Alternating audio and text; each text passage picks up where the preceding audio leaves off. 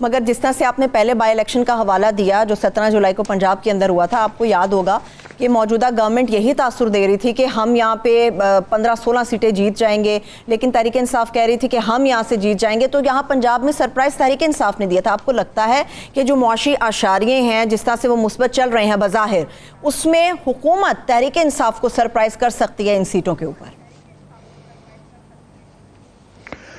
नहीं, अभी उन्होंने अपनी स्ट्रेटजी बदली है। मैं समझता हूँ उस वक्त कोई इतनी अक्लमंदी की बात नहीं की थी कि उन्होंने बड़ी बड़ी जो है दावे करने शुरू कर दिए थे। मरियम बीबी ने यह तासुर दिया था कि वो हर जगह जा रही हैं और वो समझ रहे थे कि सारी सीटें ही वो जीत जाएंगी, सारी ना सही तो अक्सरियत वो जीतेंगे या कम से कम इतनी ज़रूर पंजाब में जीतेंगे कि जिससे गवर्नमेंट जो है हमजा की बचाई जा सके। मगर ऐसा नहीं हुआ। वो बड़े दावों का उनको बड़ा नुकसान हुआ, उससे उनके गुब्बारे में से हवा निकल गई थी।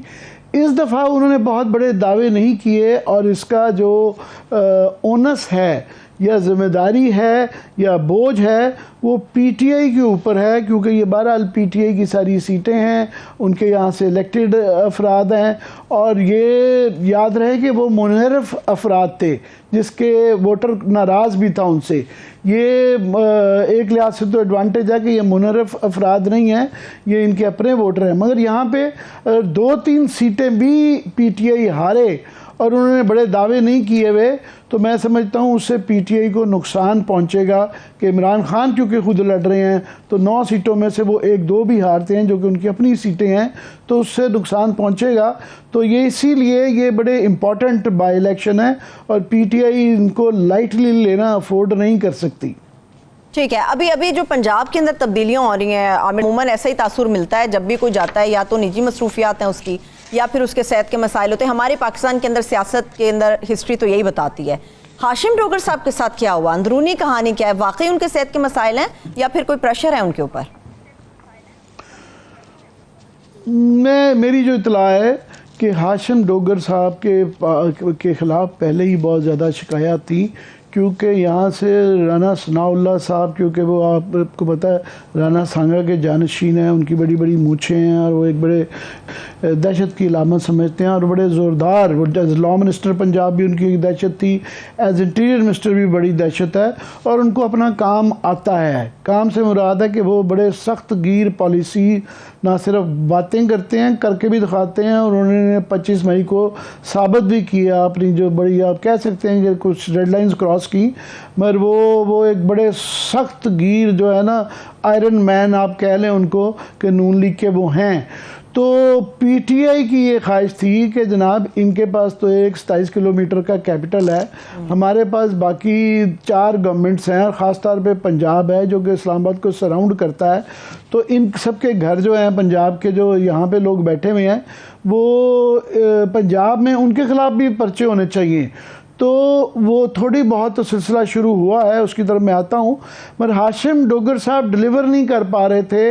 हाशिम डोगर साहब जितनी इमरान खान की ख्वाहिश थी, यहाँ तक कि परवेज़ इलाही साहब की भी ख्वाहिश थी, उन पर भी लोग तनकीद कर रहे थे, ये समझ के कि शायद ये परवेज़ इलाही साहब नहीं चाहते हैं, वो शायद दरमियान में थोड़े से न्यूट्रल हैं या उनका झुकाव इस्टेब्लिशमेंट की तरफ है या वो कमज़ोरी जानबूझ के दिखा रहे हैं।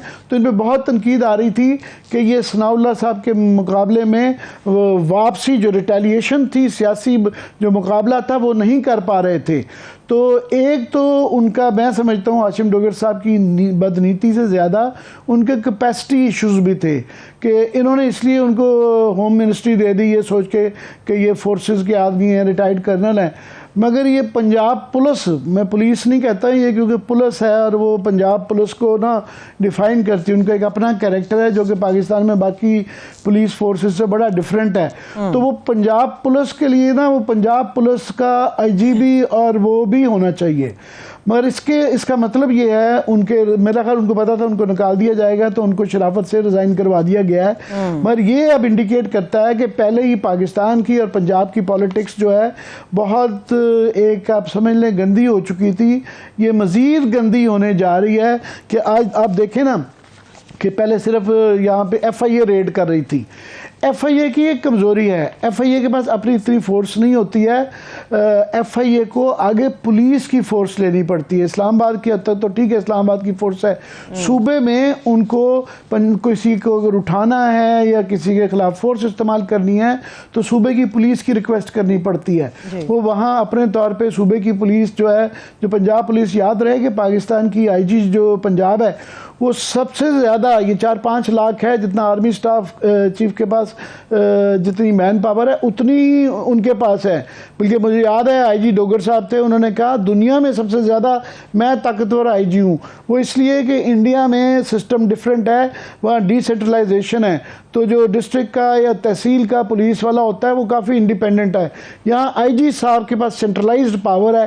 तो अब जो है वहाँ से भी रिटेलिएशन शुरू हुआ है कि यहाँ से कोर्स आपने देखे ना, राना सनाउल्लाह साहब के लिए के वारंट निकल आए हुए हैं। वो कल यहाँ हमारे प्रोग्राम में वो दावा दे रहे थे, बल्कि दावा कर रहे थे और बल्कि धमका रहे थे कि इनकी, मैं फैसलाबाद में था तो इनकी जुर्रत है तो मुझे वहाँ गिरफ्तार करें। तो इसके बाद जाहिर है ये नए हालात आए हैं, नया जो है हाशिम डोगर वहाँ आएगा कोई, तो वो अगर कल को वहाँ पे उनको वारंट के बाद गिरफ्तार किया जाता है तो उनके साथ भी ज़ाहिर है FIA की, इस्लामाबाद की साथ पुलिस लेके चलते हैं तो एक अंदेशा हो सकता है कि लड़ाई हो सकती है। उनके पास भी असला बरदार है और थोड़ी है, मगर पंजाब पुलिस तो वो पूरी 5 लाख है, उनसे मुकाबला तो नहीं कर सकते हैं। और वारंट अगर लीगल एक चीज़ वो को इम्प्लीमेंट कर रहे हैं उसको रसिस्ट भी नहीं किया जा सकता, उसमें वो कानूनी तौर पे भी गलत होंगे, सियासी तौर पे भी गलत होंगे। और ये बड़ा उनका जो तासुर है कि वो बड़े सख्त गिर आदमी हैं, उस बारे में से भी हवा निकल जाएगी। तो वो एक बड़ा एम्बैरेसिंग मौका हो जाएगा कि PDM की गवर्नमेंट के सबसे ताकतवर आदमी को जब पंजाब पुलिस जो है वहाँ गिरफ्तार कर लेगी, और वो भी उनका बकौल के ये गलत केसेस हैं, पर बहरहाल उन्होंने कलर कार की ज़मीन लेने का एक चार्जेस का फ्रेम किए हुए हैं।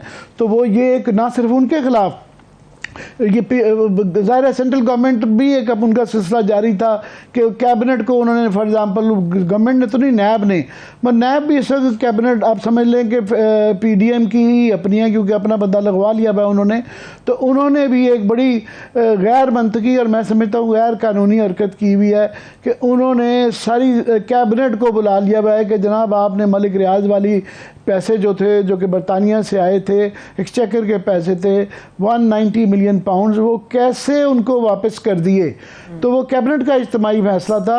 उन्होंने एक एक करके सारी कैबिनेट को, बेसिकली वो उनको शर्मिंदा करना चाह रहे हैं, मैं जलील का लफ्ज़ नहीं यूज़ करना चाहता, मगर वो एक तंग करने वाली चीज़ थी जो कि मैं समझता हूँ गैर कानूनी है।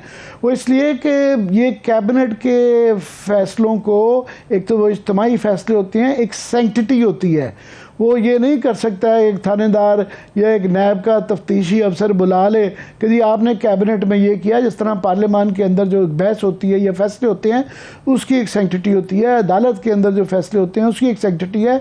इस तरह ही कैबिनेट पाकिस्तान का सबसे बड़ा एग्जेक्टिव का अदारा है, फोरम है, तो उसको यूँ आप एक तफ्तीशी अफसर बुला ले उसके फैसलों पर, तो ये फ्लड गेट्स खुल जाएंगे। इनके भी हर फैसले के बाद पंजाब के अंदर एक SHO पर्चा दर्ज कर ले कि जी फेडरल कैबिनेट ने ये फैसले किए हैं, तो वो एक बड़ी मजीद, मैं बता रहा हूँ, गन में इजाफा हो रहा है। अब वहाँ से रिटेलिएशन शुरू हो गई है ऑलरेडी। पहले तो ये कि जो नैब से ये समझ रहे थे कि 90 केसेस जो केसेस हैं उनसे हम जान बच गई और लोग दंदनाते फिर रहे थे, जिन पे जेल, पहले जिनको जेल हुई थी या मुकदमात थे, तो उसका उन्होंने काउंटर स्ट्रेटजी ये की है कि एंटी करप्शन पंजाब एक्टिव हो गई है, पंजाब पुलिस एक्टिवेट हो गई है। उन्होंने कहा जी ठीक है, आपने यहाँ से सारे केसेस फारिग कर दिए हैं कि ये 50 करोड़ से नीचे के केसेस हैं, ये आपकी जुरिस्डिक्शन नहीं है, अदालत उनको छोड़ रही है।